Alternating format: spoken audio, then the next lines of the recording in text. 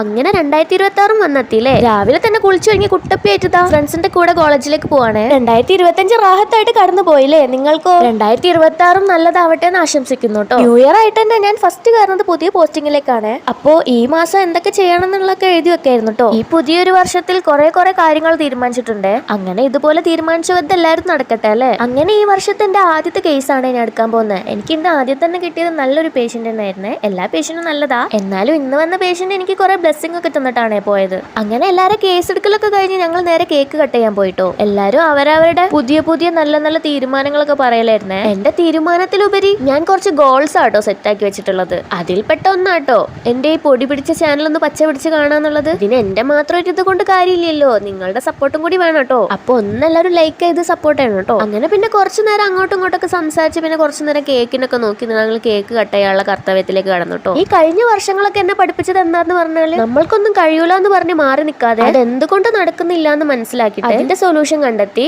അത് ചെയ്യാൻ തുടങ്ങിയാൽ തന്നെ എല്ലാ കാര്യങ്ങളും സക്സസ് ആവും. അപ്പൊ എല്ലാവർക്കും ഹാപ്പി ന്യൂ ഇയർ.